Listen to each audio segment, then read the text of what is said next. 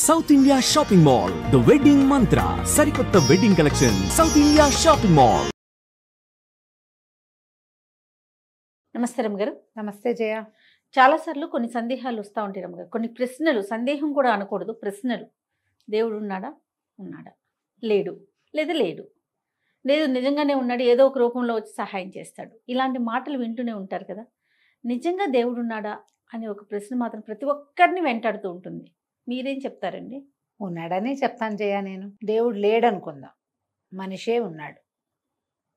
మనిషే ఉన్నాడు. ఇప్పుడు మనం ఉన్నామా? మన చేతికి ఏ వస్తువైనా ఏదైనా ఇస్తే ఏమైనా చేయగలమా జయ? మనం ఏం చేస్తాం? ఏదైనా నేర్చుకుంటాం. పుట్టిన దగ్గర నుంచి మనం ఏదో నేర్చుకుని ఓ బొమ్మలు చేయటం, ఓ కుట్టడం, ఒక అలవాటు, ఏదైనా మనం నేర్చుకోవాల్సిందే. నేర్చుకుని ఏదైనా చేస్తాం. మనం ఎన్ని చేయగలం? ఎవరైనా ఒక మనిషి ఎన్ని రకాలు చేయగలడు? మనిషికి లిమిటేషన్ ఉంది కదా. అంతేగా. వాడి శక్తికి, వాడి యుక్తికి, వాడి మృత్యుకి కూడా ఒక ఇది ఉంది. అవునా? ఇప్పుడు మరి ఇలాంటి మనుషుల్ని కొన్ని కోట్ల మందిని ఈ భూమి మీద ఎవరు పెట్టారు? దానంతట వాళ్ళే పుట్టారా? మనుషులు పుట్టారా? పుడతారా? అట్లా పుట్టుండొచ్చా? అసలు అవకాశం ఏది రమ్మగారు? ప్రశ్నకి ఆన్సరే లేదు కదా. ఏదో ఒక మానవాతీతమైన శక్తి దీన్ని చేసింది, దీన్ని డెవలప్ చేసి వదిలిపెట్టింది. ఆ మానవాతీత శక్తిని మనం దైవం అంటాం. మన బుద్ధి నిలవడానికి రకరకాల రూపాలు కల్పించుకుంటాం. ఆ రూపానికి గుణవర్ణన, ఇలాంటి గుణాలున్నాయి, సమస్త కళ్యాణ గుణాలు అతనికే ఉన్నాయని నమ్ముతాం.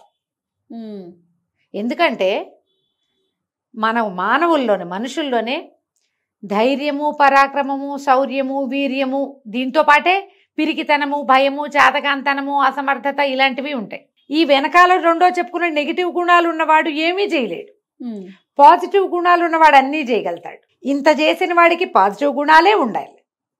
ఇంత చేయగలిగిన వాడు, మనలాగా నెగిటివ్ గుణాలు ఉంటే మనకి భయం అనుకో, ఒంటరిగా వెళ్ళలేం. అవును, మందులోనే ఉంటాం. భగవంతుడికి ఆ ఒంటరిగా వెళ్ళలేని గుణం లేదు, ఆ చేయలేని తనం లేదు, చేయగలిగే తనమే ఉంది. అతను ఎవరో, ఆమె ఎవరో ఒకళ్ళు ఉండి, అతడు ఆమె కలిసే ఉండి, వాళ్ళిద్దరూ కలిసే ఈ ప్రపంచాన్ని సృష్టించారు. ఇందులో ఒట్టి మనుషులేనా ఉన్నారు? కాదుగా. ఎన్ని రకాల కీటకాలు ఉన్నాయి, ఎన్ని రకాల సరీసృపాలు ఉన్నాయి, ఎన్ని రకాల పక్షులున్నాయి, జంతువులున్నాయి. మనుషులు ఎన్ని రకాలు ఉన్నారు? ఒకే చెట్లు, చేమలు, పొదలు ఎన్నున్నాయి. ఒకే రకంగా కనపడే రెండు చెట్లకి వేరువేరు పువ్వులు, ఒకే రకంగా కనపడే మామిడి చెట్టుకి వేరువేరు రుచుల కాయలు. చెట్లే, ఒక వేప చెట్టుకి చేదుకాయ, మామిడి చెట్టుకి తీపికాయ, నిమ్మ చెట్టుకి పుల్లకాయ. అవునా?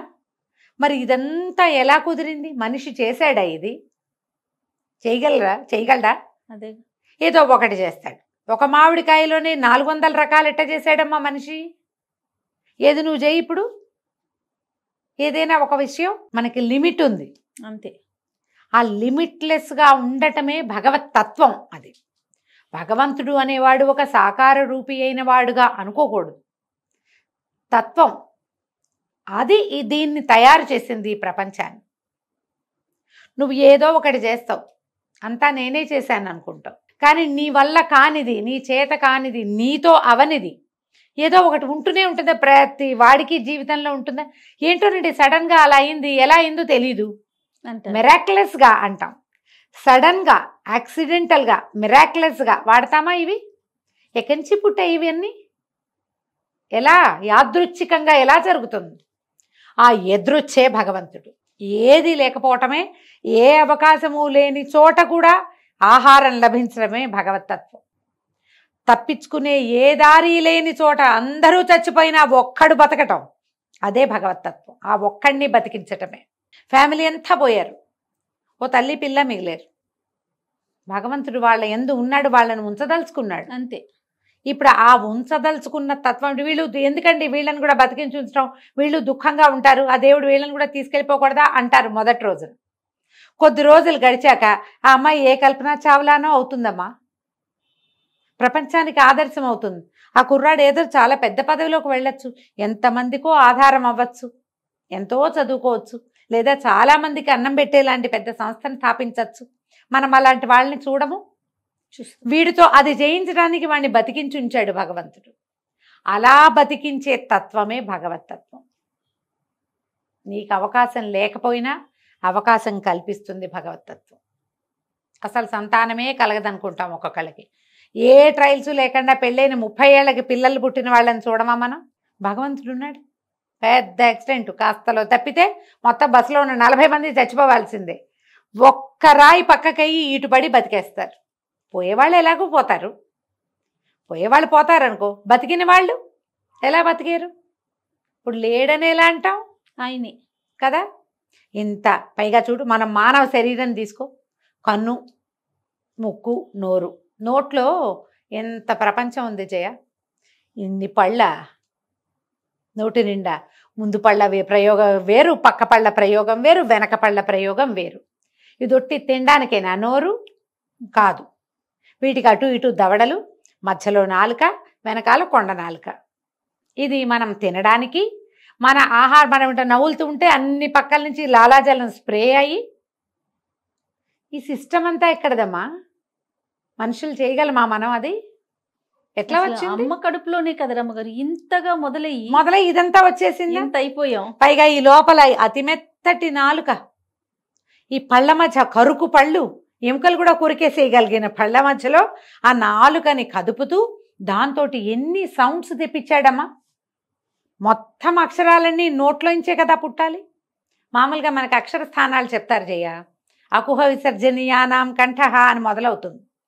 కొన్ని అక్షరాలు కంఠంలోంచి వస్తాయి, కొన్ని దంత్యాలు పళ్ళు తగిలి, కొన్ని తాలువులు దవడల వల్ల వస్తాయి, కొన్ని ముక్కు వల్ల వస్తాయి. మనకు తెలుసు కదా. ఇంత దాన్ని ఈ నోరు ముఖం అనే దాంట్లో పెట్టాడు భగవంతుడు. నువ్వు బతకడానికి కావలసిన లోపలికి తీసుకునే ఆహారాన్ని తీసుకునేది అదే నోరు. నీకు బతకడం కావాలని చెప్పడానికి చెప్పేది కూడా అదే నోరు.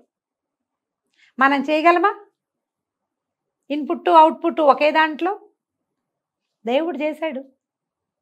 ఇప్పుడు అతను లేడంటావా నువ్వు? ఎలా అంటాం? ఇప్పుడు నువ్వు ఒప్పుకోవద్దు, నీకు ఒక సాకార రూపి వద్దు, ఇది చతుర్భుజ నారాయణుడు వద్దు, 18 చేతులు ఉన్నదో 8 చేతులు ఉన్నదో పులి మీదో సింహం మీదో కూర్చుని స్వారీ చేసే అమ్మ తల్లి వద్దు మనకి. కానీ నీకు జీవిక, నువ్వు ఒక పదార్థం తింటే దాన్ని ఇంత తిప్పి తిప్పి తిప్పి తిప్పి దానివల్ల నీకు ఆరోగ్యము, రక్తము, నీకు కావాల్సినవన్నీ వచ్చి దాంట్లో ఉన్న తుక్కుని విసర్జించే అవకాశాన్ని నీకు ఇచ్చిన వాడెవడు? అతను లేడని నువ్వు ఎలా అంటావు? ఉన్నాడు. నువ్వు ఒప్పుకోక్కర్లేదు. నువ్వు ఒప్పుకున్నా ఒప్పుకోపోయినా, నీ నచ్చినా నచ్చకపోయినా, నీ పేగులు వాటి పని అవి చేస్తున్నాయా? ముక్కు దాని పని అది చేస్తుందా? హార్ట్ దాని పని అది చేస్తుందా? అవన్నీ పనిచేస్తే కదా నువ్వు ఉన్నావు. వాటిని పని చేయించేవాడెవడు? నువ్వైతే గ్యారంటీగా కాదు. మనమే మన గుండెని కదుపుకుంటామా? ఏ కిడ్నీ పని చేయని చెప్తామా మనం? ఎవరు? ఏంటది మనకు తెలుసా? ఆ తెలియని బ్రహ్మ పదార్థమే భగవంతుడు. నువ్వు ఈ రూపం ఒప్పుకోవద్దు, ఈ గుళ్ళోకి వెళ్ళకు, ఆ ప్రార్థన చేయకు, మానేసినా ఉన్నాడు భగవంతుడు. నీ ఒప్పుదలతో మాకేం పని లేదు. అంతే. వాటికి అక్కర్లా. ఆయనకు అసలు అక్కర్లేదు. భగవంతుడికి నీ ఒప్పుదల అక్కర్లా. నువ్వు జీవిస్తావు, ఆయన ఉంటే జీవిస్తావు. ఆయన వెళ్ళిపోతే శివం కాస్త శవంగా మారిపోతుంది. ఇప్పుడు ఎందుకు ఒప్పుకోవడం? నువ్వు ఒప్పుకోపోయినా జరిగేదే కదా. నీ హార్ట్ కూడా ఆగిపో అని నువ్వు ఆర్డర్ చేస్తే వింటుందా నీ మాట? ఆయన స్విచ్ ఆపేస్తే ఆఫ్ అవుతుంది. ఎవరో ప్రకృతి ఈ తయారు చేసిన వాడెవడో వాడు ఆపుతాడు ఆ స్విచ్. నువ్వు ఆపుకోలేవు. చూడు, నువ్వు ఆత్మహత్యకు ప్రయత్నం చేస్తారు, 2 పిల్లల్ని చంపేసి తల్లి కూడా దూకేస్తుంది, పిల్లలు చచ్చిపోతారు, తల్లి బతికిపోతుంది. ఏమిటి? ఎందుకు? ఆయన పిలవలేదు. అంతేనా? అంతే. ఈ పిల్లల్ని చంపేసిన దుఃఖంతో అది బతికుండాల్సిందే రాక్షసి. అంతే. ఈ చేసిన పాపం అలా బాధిస్తూ ఉండాలి. అంతే. ఆ స్విచ్ అక్కడ ఉంటుంది. నువ్వు ఒప్పుకోకపో, నీకు నచ్చని నచ్చకపోని, మా దేవుడు ఇలా ఉండాడు ఎలాగో ఉంటాడు అనుకో. నువ్వు అన్నీ నీ ఇష్టం, నువ్వు ఏదైనా అనుకో. నువ్వు అనుకున్నది ఏది కాదు. నీకు తెలియందే ఉంది ఇక్కడ. అంతే. అది నీకు తెలియక్కర్లేదు. నువ్వు ఒప్పుకోక్కర్లేదు. నిన్ను మాలాంటి వాళ్ళు కానీ ఇంకొకళ్ళు పెద్దవాళ్ళు కానీ నాలాగా 2 ముక్కలను మాట్లాడడం వచ్చిన వాళ్ళు ఒప్పించక్కర్లేదు. గంటల తరబడి పురాణ శ్రవణం చేయగలిగిన పెద్దవాళ్ళు కూడా నిన్ను ఒప్పించక్కర్లా. ఎవ్వరూ ఒప్పించకపోయినా ఇది తప్పదు, అది ఉన్నది, అంతే. ఎందుకు ఒప్పుదల కావాలా దేనికైనా? అక్కర్లేదు అక్కర్లేదు. ఇప్పుడు మన అమ్మా నాన్న కావాలి ఉన్నారు అని నీ ఒప్పుదల అక్కర్లేదు. వాళ్ళు ఉంటేనే నువ్వు ఉంటావు, భగవంతుడు ఉంటేనే వాళ్ళు ఒకళ్ళు ఉన్నారు. అది కదా, అది ఇంతే మాట.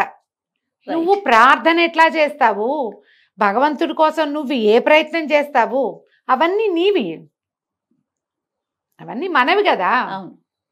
ఎలా ప్రార్థన చేసినా, నేను నారాయణ అన్నా, నువ్వు ఇంకో శివ అన్నా, జయ శ్రీకృష్ణ, ఇప్పుడు ఎంతమందిని కొత్త వాళ్ళని కలిసాను, రాధే రాధే వాళ్ళు ఒకళ్ళు, జయ శ్రీకృష్ణ వాళ్ళు, జయ శ్రీమన్నారాయణ వాళ్ళు, ఇప్పుడంతా శ్రీమాత్రే నమః వాళ్ళు బోళ్ళంతమంది. ఏదన్నా మనము కాని ఒక అతీతమైన శక్తినే మనం తలుచుకుంటున్నాం. తలుచుకోకపోయినా అది ఉన్నట్టే. దీన్ని ఒప్పుకుంటే చాలు. అంతే. నమస్తే. నమస్తే.